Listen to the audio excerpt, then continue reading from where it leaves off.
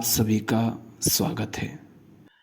4 अक्टूबर 1930 इस तारीख को भगत सिंह एक पत्र लिखते हैं अपने पिताजी को और वो कहते हैं कि पूज्य पिताजी, मुझे ये जानकर हैरानी हुई कि आपने मेरे बचाव पक्ष के लिए स्पेशल ट्रिब्यूनल को एक आवेदन भेजा है। नॉर्मली लोगों को हैरानी होती है किस बात पे कि हमें बचाया क्यों नहीं गया, हमें बचाने की कोशिश क्यों नहीं की गई। और लोग गांधी जी पर भी इल्ज़ाम लगाते हैं ना, देखो गांधी जी चाहते तो बचा सकते थे भगत सिंह को, बचाने की कोशिश नहीं की। अरे यहाँ देखो, उनके पिताजी ने बचाने की कोशिश की तो उनको क्या क्या खरा खरा सुनाया भगत सिंह ने। और लोग कह रहे हैं कि गांधी जी को पता ही को क्या कर रहे हैं, क्यों कर रहे हैं, कैसे कर रहे हैं, उनके काम में टांग अड़ाने का कोई मतलब नहीं है। तो उनको हैरानी हो रही है कि मुझे बचाने के लिए आपने ये कोशिश क्यों की, क्योंकि इनके पीछे पूरी उनकी एक योजना है ना, उस योजना के हिसाब से वो चल रहे हैं और तुम मुझे बचा रहे हो। अब मेरी कीमत देश की आज़ादी से बढ़कर तो नहीं है। तो मुझे हैरानी हो रही है कि आप जो खुद एक जीवन भर एक स्वतंत्रता सेनानी रहे हैं, है ना, आज़ादी के लिए लड़ते रहे, आप ये कर रहे हैं। तो बड़ी हैरानी हुई। ये खबर इतनी यातना में थी कि मैं इसे खामोशी से बर्दाश्त नहीं कर सका। मतलब आपने ये जो बचाने की कोशिश की ना, ये जानकर मुझे बहुत यातना हुई, बड़ी पीड़ा हुई। अब मैं खामोश रहकर इसे बर्दाश्त कैसे कर सकता था, इसलिए आपको पत्र लिख रहा हूं। इस खबर ने मेरे भीतर की शांति भंग कर उथल पुथल मचा दी है। लोग अशांत हो जाते हैं मौत के भय से, और इनको मौत से बचाने की कोशिश की जा रही है, इसलिए वो अशांत हो रहे हैं, इसलिए उनके अंदर उथल पुथल मच रही है। क्यों? मैं ये नहीं समझ सकता कि वर्तमान स्थितियों में, वर्तमान जो उस समय की स्थिति थी, कि वर्तमान स्थितियों में और इस मामले पर आप किस तरह का आवेदन दे सकते हैं। मैं ये नहीं समझ सकता कि वर्तमान स्थितियों में और इस मामले पर आप किस तरह का आवेदन दे सकते हैं। आपका पुत्र होने के नाते मैं आपकी पैतृक भावनाओं और इच्छाओं का पूरा सम्मान करता हूं, लेकिन इसके बावजूद मैं समझता हूं कि आपको मेरे साथ सलाह मशविरा किए बिना ऐसे आवेदन देने का कोई अधिकार नहीं था। पिताजी से कह रहे हैं, आप होते कौन हो? मेरी मर्जी के बिना, मुझसे बातचीत किए बिना मेरे जीवन के बारे में कोई भी निर्णय लेने वाले। आप जानते थे कि राजनीतिक क्षेत्र में मेरे विचार आपसे काफी अलग हैं। माने राजनीति में जिस तरह के आपके विचार हैं उस संबंध में मेरे आपसे अलग है, आप ये जानते हैं। मैं आपकी सहमति या असहमति का ख्याल किए बिना सदा स्वतंत्रता पूर्वक काम करता रहा हूं। अभी वो 23 साल के लगभग हुए हैं। वो कह रहे हैं कि अभी तक भी मैं आपकी सहमति होती है नहीं होती है, मैं इसकी परवाह नहीं करता था। मुझे जो उचित लगा कि हाँ ये उचित है, सही है, वहां मैं नहीं देखता कि आप उससे सहमत है या नहीं है, मैं करता था वो काम। माने मैं स्वतंत्र था। तो मुझे यकीन है कि आपको ये बात याद होगी कि आप आरंभ से ही मुझसे ये बात मनवा लेने की कोशिशें करते रहे हैं कि मैं अपना मुकदमा संजीदगी से लड़ूं और अपना बचाव ठीक से प्रस्तुत करूं, लेकिन आपको यह भी मालूम है कि मैं सदा इसका विरोध करता रहा हूं। मैंने कभी भी अपना बचाव करने की इच्छा प्रकट नहीं की और ना ही मैंने कभी इस पर संजीदगी से गौर किया है। माने वो कह रहे हैं कि आपको यह पहले ही पता है, आपने मुझे बहुत बार समझाया कि अपना बचाव करके चलना, अपना मुकदमा सही से लड़ो ताकि तुम बच सको। और ये आपको पहले ही समझा चुका हूं कि मैं उन सारी जो हमारी योजनाएं हैं और देश की आज़ादी, इन सबको पीछे नहीं रख सकता अपने को बचाने के लिए। तो मैंने अपने आप को बचाने की ना तो कभी कोशिश की है और ना ही कभी करूंगा, ये आपको पहले ही मैं बता चुका हूं, समझा चुका हूं। लेकिन उसके बाद भी आपने मुझे बचाने की कोशिश की, और वो भी वर्तमान हालत क्या है उसमें, जहां मैं बिल्कुल मौत के कगार पर खड़ा हूं और मैं खुद कोशिश नहीं कर रहा हूं बचने की, आपने वहां मुझे बचाने की कोशिश की। ये जानकर हैरानी भी हुई और यातना भी हुई। तो वो कह रहे हैं कि आप जानते हैं कि हम एक निश्चित नीति के अनुसार मुकदमा लड़ रहे हैं। हम माने वो सारे जो कुछ उनके साथ जो लोग थे और अन्य क्रांतिकारी। मेरा हर कदम इस नीति, मेरे सिद्धांतों और हमारे कार्यक्रम के अनुरूप होना चाहिए। माने मैं जो भी निर्णय लेता हूं अपने संबंध में, वो सब मेरे सिद्धांत, हमारी इस नीति और हमारे कार्यक्रम के अनुरूप होना चाहिए। अगर उससे कुछ अलग हुआ, देखो अब जैसे मान लो प्लान था क्रांतिकारियों का, मान लो कि यहाँ पर हमें हमला करना है, जैसे दो राजा लड़ते हैं। अब एक राजा ने निर्णय किया था हमें इस समय पर और इन इन जगहों पर हमला करना है। अब राजा हमला कभी कर रहा है, बाकी जो लोग थे वो आगे पीछे कर रहे हैं टाइम पर, तो ऐसे तो हार ही जाएंगे, क्योंकि एक जना बाहर निकल के आ गया, छुपा हुआ था अभी तक, बाहर निकल के आ गए, मैदान में कूद गए, और बाकी के उनको पता ही नहीं कि हाँ हमला अभी करना है, सबका अलग अलग टाइम, तो ऐसे कमज़ोर पड़ जाते हैं फिर।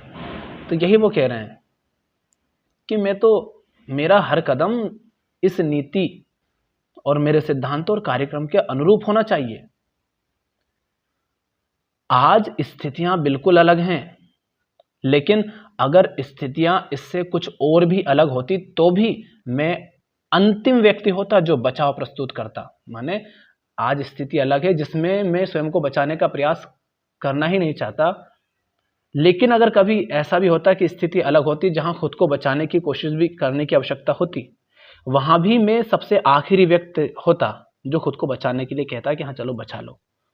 नहीं तो मैं बचाना ही नहीं चाहता, खुद को मिटा देना चाहता हूं।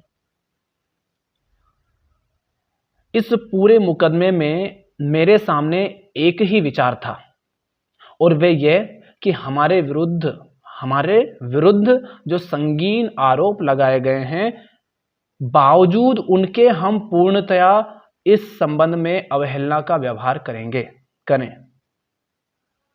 इस पूरे मुकदमे में मेरे सामने एक ही विचार था, और वह यह कि हमारे विरुद्ध जो संगीन आरोप लगाए गए हैं, बावजूद उनके हम पूर्णतया इस संबंध में अवहेलना का व्यवहार करें। मेरा नजरिया यह रहा है कि सभी राजनीतिक कार्यकर्ताओं को ऐसी स्थितियों में उपेक्षा दिखानी चाहिए, और उनको जो भी कठोरतम सजा दी जाए वह उन्हें हंसते हंसते बर्दाश्त करनी चाहिए। वो कह रहे हैं कि हम पे जो इल्जाम लगाए हैं वो झूठे हैं, है ना, गलत हैं, जैसा वो कह रहे हैं वैसा हमने कुछ किया नहीं है, लेकिन उसके बावजूद भी हम अवहेलना कर रहे हैं, माने खुद को बचाने का प्रयास नहीं कर रहे हैं।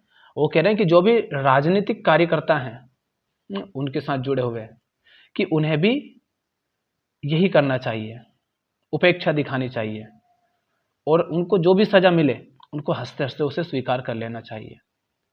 इस पूरे मुकदमे के दौरान हमारी योजना इसी सिद्धांत के अनुरूप रही है, ठीक है, इसी सिद्धांत के अनुरूप कि उन्होंने हम पे इल्ज़ाम लगाए हैं वो झूठे भी हैं, गलत हैं, और फिर भी हमें स्वीकार करना है जो भी सजा हमें मिले, अवहेलना दर्शानी है। और ऐसी स्थिति में आप आकर मुझे बचा लोगे, मैं अकेला तो हूं नहीं, इतने सारे हैं क्रांतिकारी, क्या उनकी जान की कोई कीमत नहीं? क्या उनके माता पिता भाई बहन नहीं है? और आप मुझे बचा रहे हैं। तो कह रहा है कि इस पूरे मुकदमे के दौरान हमारी योजना इसी सिद्धांत के अनुरूप रही है। अब फिर ये तो धोखा हो जाएगा ना, कि वो सबको तो पता नहीं बेचारों को, वो तो इस ये जो योजना है इसके अनुसार चलेंगे और मैं बच निकलूंगा। तो आप क्या ये चाहते हैं कि आपका लड़का गद्दार कहलाए? तो हम ऐसा करने में सफल हुए या नहीं, ये फैसला करना मेरा काम नहीं है कि हम सफल हुए कि नहीं हुए, ये फैसला करना भी मेरा काम नहीं है। हम खुदगर्जी को त्याग कर अपना काम कर रहे हैं। वायसराय ने लाहौर साजिश केस ऑर्डिनेंस जारी करते हुए उसके साथ जो वक्तव्य दिया था, उसमें उन्होंने कहा था कि इस साजिश के मुजरिम शांति व्यवस्था को समाप्त करने के प्रयास कर रहे हैं। माने इन पर इल्ज़ाम लगाया जा रहा है कि ये जो है शांति व्यवस्था को समाप्त करने का प्रयास कर रहे हैं, जो लाहौर साजिश थी उसमें। इससे जो हालात पैदा हुए उसने हमें ये मौका दिया कि हम जनता के समक्ष ये बात प्रस्तुत करें कि वह स्वयं देख लें कि शांति व्यवस्था एवं कानून समाप्त करने की कोशिशें हम कर रहे हैं या हमारे विरोधी। तो उन पर झूठा इल्ज़ाम लगाया गया, है ना। तो इन्होंने कहा कि अच्छा, झूठा इल्ज़ाम लगा रहे हैं कि हम शांति समाप्त करने का प्रयास कर रहे हैं, तो हम जनता को दिखाना चाहते हैं, उन तक आवाज़ पहुंचाना चाहते हैं, ये सारे जो मुकदमे चल रहे हैं इन सबके माध्यम से, कि अब आप ही देखो, ये हम पे इल्ज़ाम लगा रहे हैं ना कि हमने शांति समाप्त करने का प्रयास किया, तो अब आप ही देखो कि सचमुच शांति हम समाप्त कर रहे हैं, हम अशांति फैला रहे हैं या ये खुद फैला रहे हैं जो हम पे इल्ज़ाम लगा रहे हैं।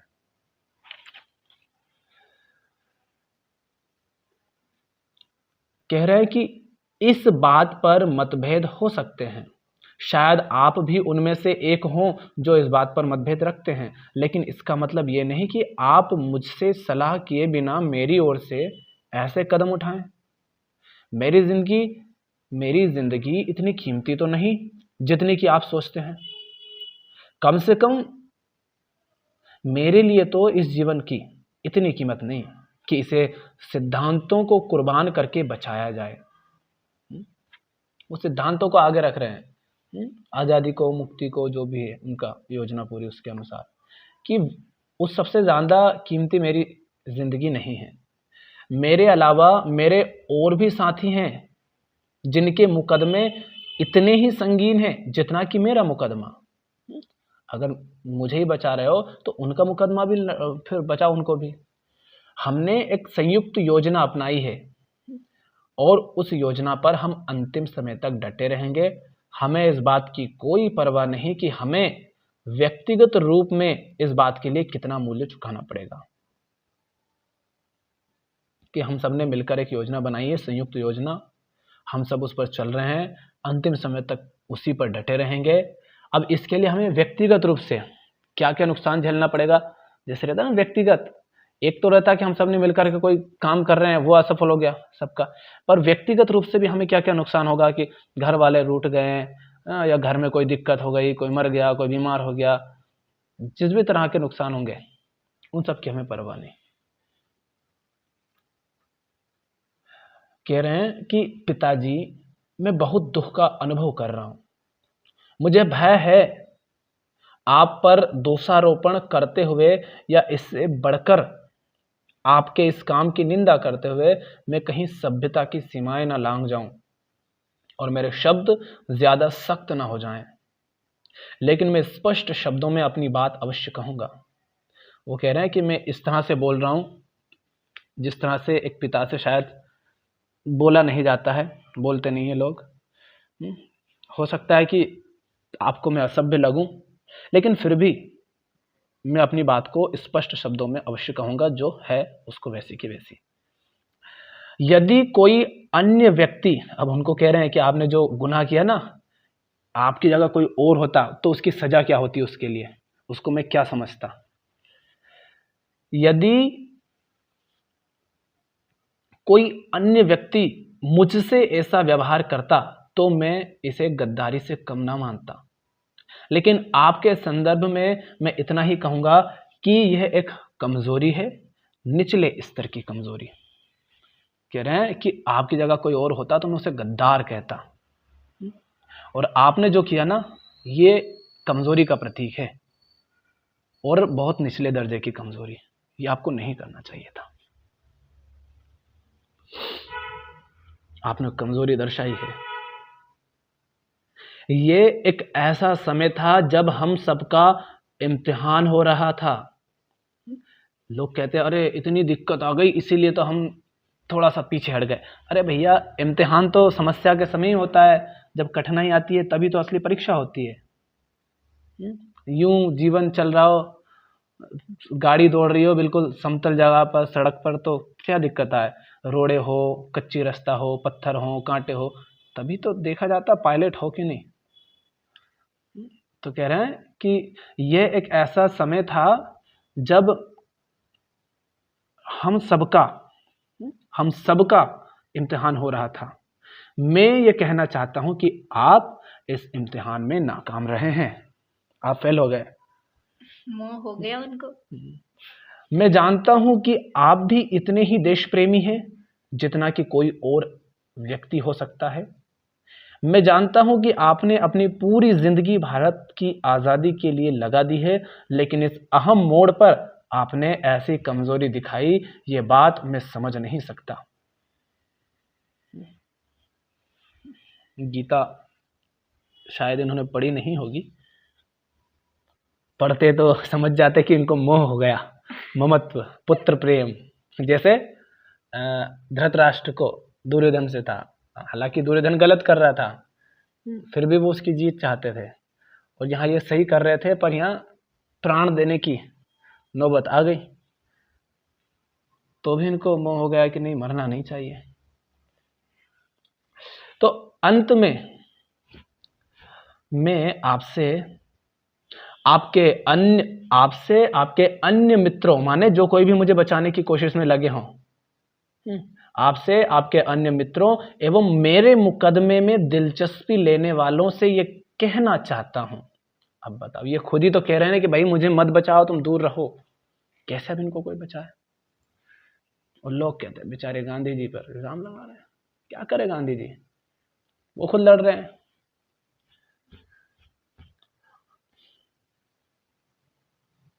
तो अंत में मैं आपसे, आपके अन्य मित्रों से एवं मेरे मुकदमे में दिलचस्पी लेने वालों से यह कहना चाहता हूं कि मैं आपके इस कदम को नापसंद करता हूं। मैं आज भी अदालत में अपना कोई बचाव प्रस्तुत करने के पक्ष में नहीं हूं। अगर अदालत हमारे कुछ साथियों की ओर से स्पष्टीकरण आदि के लिए प्रस्तुत किए गए आवेदन को मंजूर कर लेती है, तो भी मैं कोई स्पष्टीकरण प्रस्तुत न करता। मैं आज भी अदालत में अपना कोई बचाव प्रस्तुत करने के पक्ष में नहीं हूं, वो नहीं करेंगे, ठीक। और अगर अदालत में हमारे कुछ साथियों की ओर से स्पष्टीकरण आदि के लिए प्रस्तुत किए गए आवेदन को मंजूर कर लेती है, तो भी मैं कोई स्पष्टीकरण प्रस्तुत ना करता। कि अगर कोई बचने के लिए आवेदन देता है, उनको मंजूर भी कर लिया जाता है, तो भी मैं बचने के लिए कोई स्पष्टीकरण प्रस्तुत नहीं करता। कह रहे हैं कि भूख हड़ताल के दिनों में ट्रिब्यूनल को जो आवेदन पत्र मैंने दिया था और उन दिनों में जो साक्षात्कार दिया था, उन्हें गलत अर्थों में समझा गया है, और अखबारों में मैंने जो आवेदन दिया था उसका अर्थ का अनर्थ कर लिया उन्होंने, है ना। जो कहा गया उसको जानते बूझते ही क्या होगा, उसका कुछ और ही अर्थ उन्होंने लगा लिया, और अखबारों में ये प्रकाशित कर दिया गया कि मैं अपना स्पष्टीकरण प्रस्तुत करना चाहता हूं। हालांकि मैं हमेशा स्पष्टीकरण प्रस्तुत करने के विरोध में रहा। आज भी मेरी वही मान्यता है जो उस समय थी। तो भूख हड़ताल के दिनों में उन्होंने कोई ट्रिब्यूनल को आवेदन पत्र दिया होगा, तो उन्होंने क्या क्या क्या दे दिया अखबार में कि हाँ, भगत सिंह ये सब स्पष्टीकरण देना चाहते हैं, माने अपनी सफाई देना चाह रहे हैं, बताना चाह रहे हैं कि हम गुनहगार नहीं है वगैरह वगैरह, पर बोल रहे हैं कि मैं तो तब भी स्पष्टीकरण देने के लिए प्रस्तुत था ही नहीं, मतलब नहीं देना चाह रहा था। आज भी मेरी वही मान्यता है जो उस समय थी, माने आज भी मैं स्पष्टीकरण प्रस्तुत करना नहीं चाहता, बचाव नहीं करना चाहता। बोस्टन जेल में बंदी मेरे साथी इस बात को मेरी ओर से गद्दारी और विश्वासघात ही समझ रहे होंगे।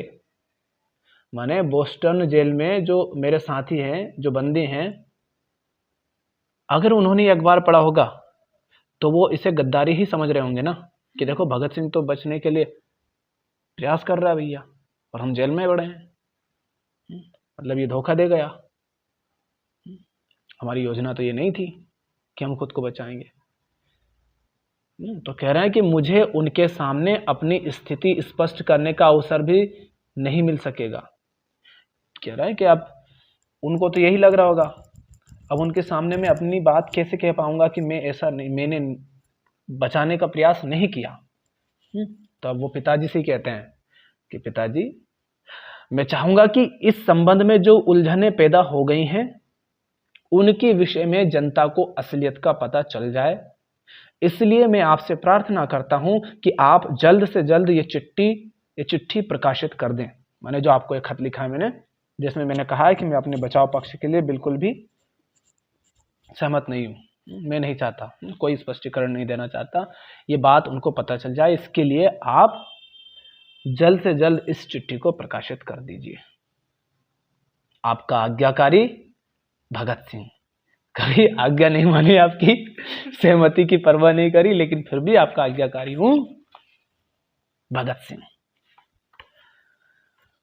ये है